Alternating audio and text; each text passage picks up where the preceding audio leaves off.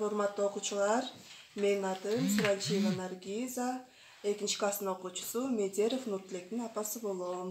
Мен окуу эстафетасын кабыл алдым. Казалы Аберов атындагы мектеп үчүн, балдар үчүн жомок деген китептен Бүркүт менен Чечкан деген жомокту окуп берем. Демек, балдар, коюгабыз. Илгери бир бүркүт болгон экен.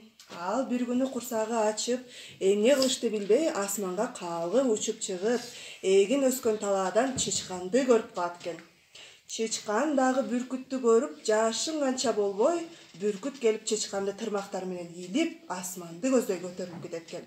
Ушул убакта чычкан эмне кылышты билбей, дайыма жанына салып жүргөн ичке шиш темир менен бүркүттү бутка сайып жиберет экен.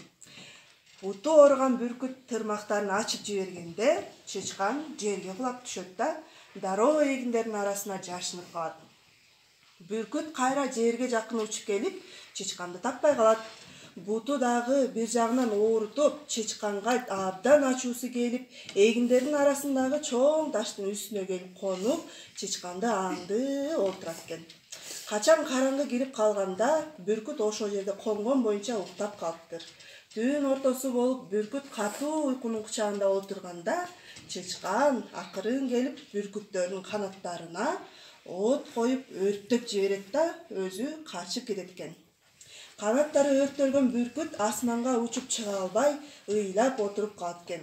Эгинди баккан киши келип, бүркүттү кармап алат да, үйүнө алып келип бир жыл багат. Бир жыл ичинде бүркүткө жаңы канат өсүп чыгып, анан кайра асманга учуп чыга баштайт экен.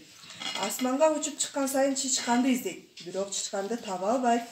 Ал эми киши бүркүттү таптап, өзүнө багындырып алган болот. Бир күнү ал киши эмгегин баап койгон түлкү, кашкырларды, териси баалуу жаныбарлардын баардыгын кармап бере баштайт экен. Киши бүркүт кармаган жаныбарлардын терисин сыйрып алат да, этин бүркүткө берип, бүркүттү аябай жакшы багыптыр. Бир күнү бүркүт тууруна конуп, томогосун кийип отурганда, чычкан жанына келет экен. Бүркүт дос, кандайсың? Сен мени таандыңбы? Мен чычканмын. Сен эмне мага келип өзүң тийиштиң? Азыр дагы канатыңа от коюп жиберейинби? Деп коркутат экен.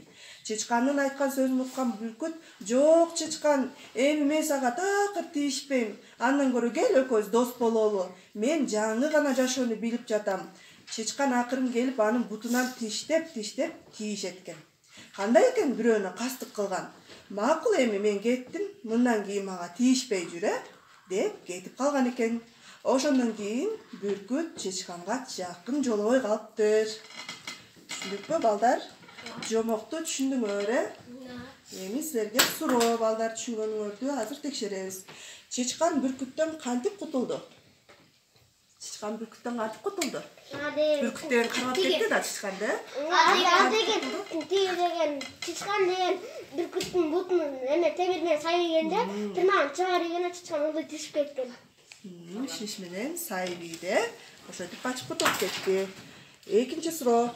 Чычкан бүркүттөн кантип өч алды? Эмне өч алды? Бүркүт болсо учуп жүрүп тиге конуп, анан болсо уктап калат кечинде. Андан болсо чычкан болсо келатып жолдон акырын келип туруп канатын өрттөп жиберет. Канатын өрттөп, от жагып ийеткен, канаттарын өрттөп ийеткен. Уча албай ийиле отуруп калат. Тиге алышка бүркүт болсо деген, мен чычкан дос керек дос болобуз.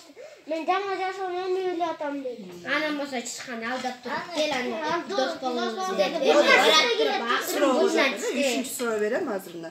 Чычкан бүркүттү кантип коркутат экен? Мен сенин эмеңди, сенин канатыңды өрттөп ийейинби? Деп анан тиштегилеп тийишет экен. Тишкен жаман экен деп кетип калат. Тишпей жүргөн болмоду. Кастык кылган кандай болот экен деп, буттарын тиштегилеп коркутат экен.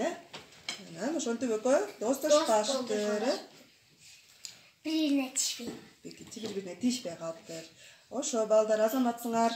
Мен эстафетаны кийинки окурманга тапшырам.